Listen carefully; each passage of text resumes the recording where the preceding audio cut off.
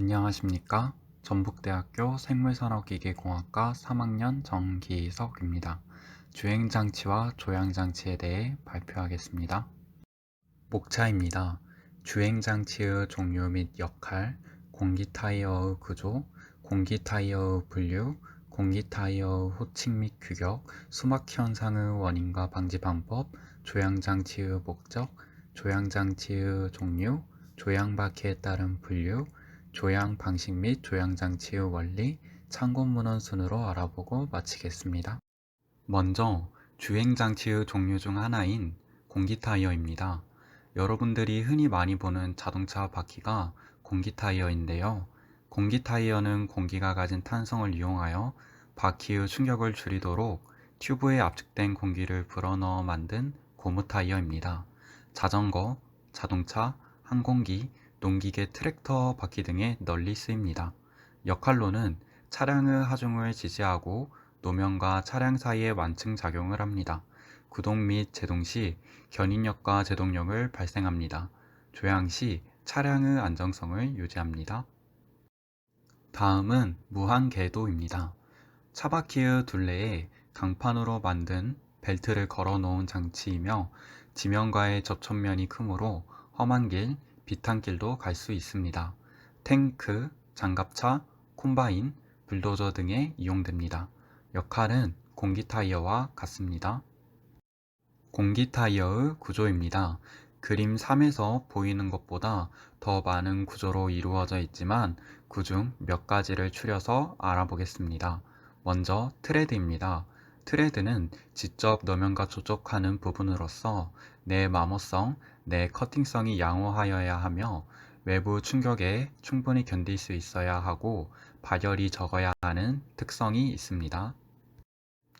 카커스는 타이어 내부 섬유나 스틸로 구성된 코드층으로서 하중을 지지하고 충격에 견디며 주행 중 굴신 운동에 대한 내 필요성이 강해야 합니다.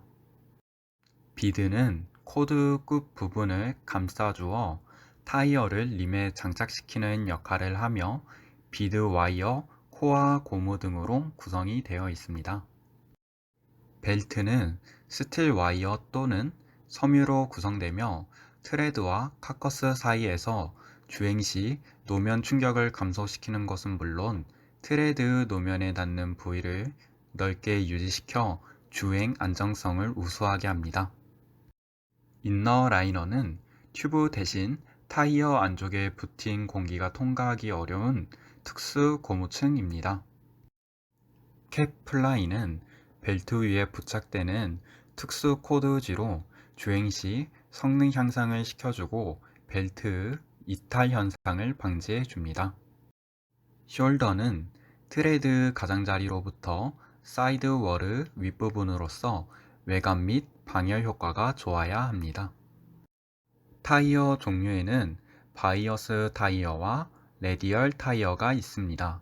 먼저 바이어스 타이어에 대해 알아보겠습니다. 바이어스 타이어는 카커스 코드를 타이어 둘레 방향에 대해 40도 각도로 교차하여 감은 구조로 되어 있습니다. 평평 타이어에서는 더 작은 각도로 구성합니다. 유연성이 높고 승차감이 좋습니다. 트레드 면이 수축하기 쉬워 마모성이 약합니다. 레디얼 타이어는 카커스 코드가 타이어의 둘레 방향에 직각으로 배열되어 있는 타이어입니다. 트레드부의 강성이 높고 바이어스 타이어보다 편평비를 낮출 수 있습니다. 트레드 변형이 적어 고속 주행 시 제동 효과가 좋습니다. 타이어의 변형에 의한 트레드 수축이 거의 없고 내 마모성이 뛰어납니다. 구름 저항이 낮고 타이어의 발열이 적고 조정 안정성이 높습니다. 벨트 강성이 높기 때문에 악로나 조속에서의 승차감이 나쁩니다. 공기 타이어의 호칭 및 규격 편평비의 이해입니다. 편평비는 타이어 단면의 폭에 대한 높이의 비율로서 과거에는 주로 100이었으나 현재는 82, 78, 70, 60, 50 등으로 낮아지고 있습니다. 즉, 타이어의 폭이 넓은 타이어가 많이 사용되고 있습니다. 편펌비의 계산법은 타이어의 단면의 높이와 타이어의 폭을 나눈 후 곱하기 100을 해주시면 됩니다. 예를 들어 타이어의 높이가 30이고 폭이 60일 때의 평펌비는 이와 같은 식으로 계산하면 50%가 나오게 됩니다. 타이어의 호칭 구성 순서는 단면폭, 편평비, 레디얼인지, 다이어스인지에 대한 구조, 림 외경, 하중지수, 속도지수 순으로 구분합니다. 예시를 예로 들면 단면폭은 235mm, 편평비는 45%, 레디얼 구조, 림 외경은 17인치, 하중지수는 뽀피, 속도지수는 V로 구분합니다. 타이어 사고 대표적인 원인 수막 현상에 대해 알아보도록 하겠습니다. 먼저 수막 현상이란 달리고 있는 차량의 타이어와 노면 사이에 수막이 생겨 타이어가 노면 접지력을 상실하여 미끄러지는 현상입니다. 마모된 타이어에서 주로 발생합니다. 주요 원인은 물이 고여있는 도로를 주행하고 일정 속도를 초과 시에 타이어의 트레드가 노면의 물을 헤쳐내는 타이밍이 맞지 않게 될 때 발생합니다. 즉, 노면과 타이어 간의 접착력이 떨어져 주행 안정성이 상실하여 발생하는 걸로 아시면 될 것 같습니다. 수막 현상 결과 및 방지입니다. 수막 현상이 발생하면 동력이 없는 타이어는 단시간에 회전이 멈춥니다.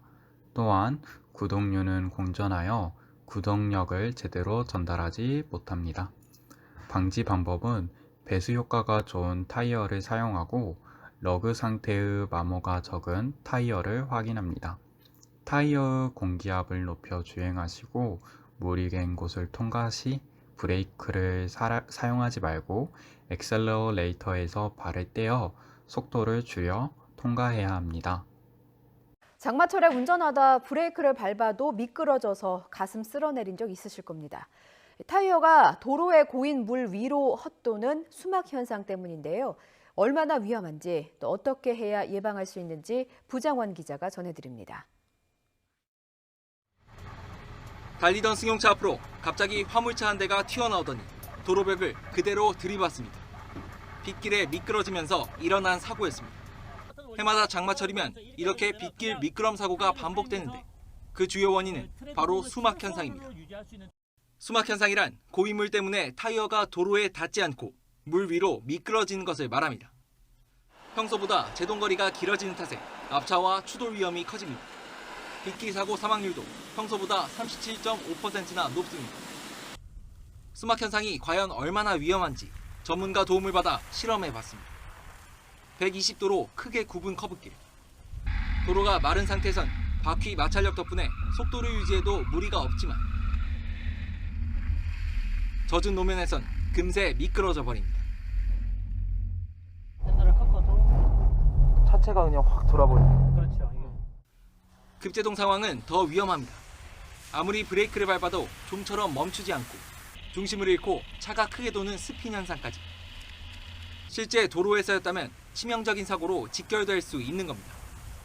이제부터는 제가 직접 젖은 도로 위에서 차를 몰아볼 텐데요. 지금 도로 위에는 이렇게 5mm 정도 물이 고여 있는 상태고요. 시속 80km 정도로 달리다가 차를 세워보겠습니다.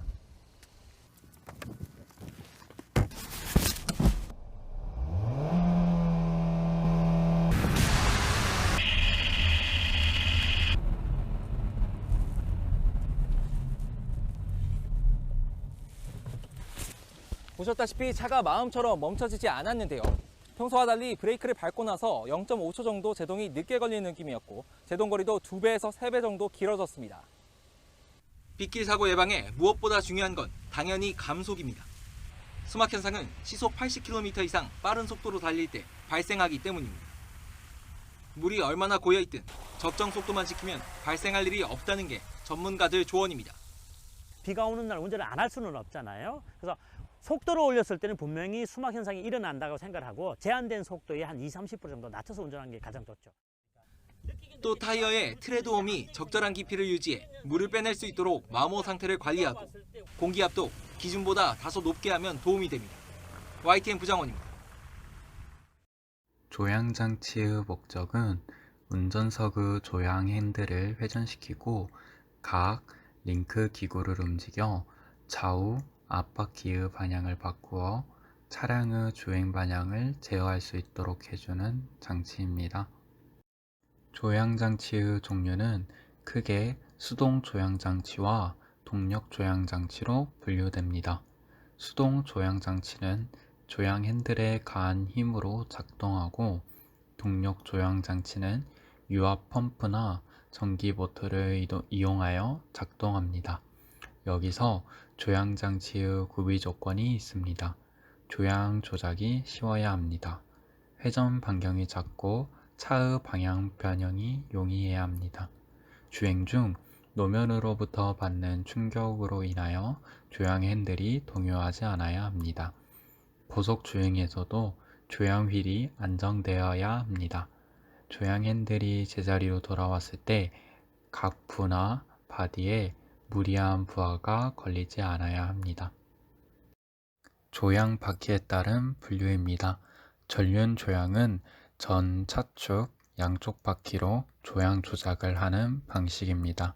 후륜 조향은 후 차축 양쪽 바퀴로 조향 조작을 하는 방식으로 전 차축에 큰 하중이 걸리는 포크리프트 등 특수 차량에 사용됩니다.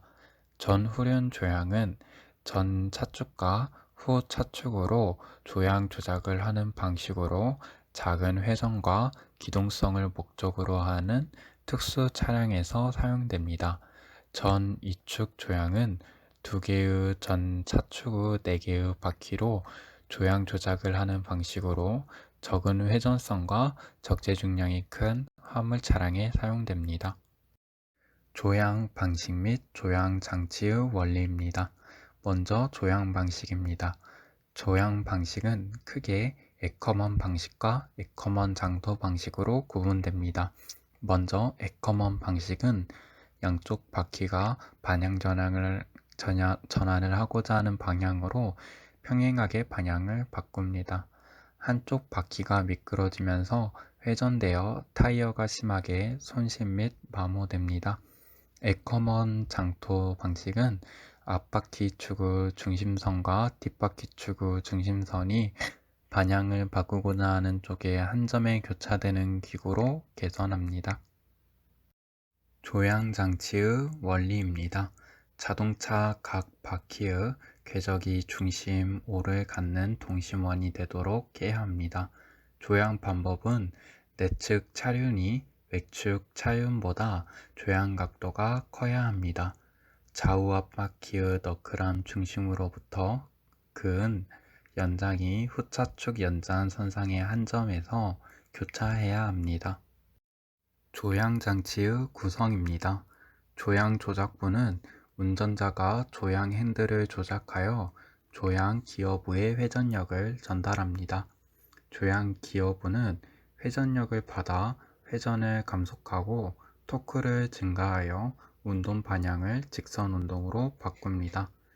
조향 링크부는 조향 기어의 움직임을 앞바퀴에 전하여 바퀴의 각도를 변경합니다. 조향 장치의 작동 방법, 제순환 볼 조향 기어 조향 장치입니다. 작동 방법은 핸들 작동, 조향축 회전, 제순환 볼형 조향 기어가 피트만 암 회전, 릴레이 로드에 링크된 타이 로드 조향암 작동, 조향 너클 바퀴 회전으로 구성됩니다. 조향 장치의 렉 앤 피니언 조향 기어 조향 장치의 작동 방법은 조향 핸들 동작, 조향축이 피니언 기어의 렉을 왼쪽, 오른쪽으로 작동, 타이로드와 조향암을 작동, 조향 너클 및 바퀴 회전합니다.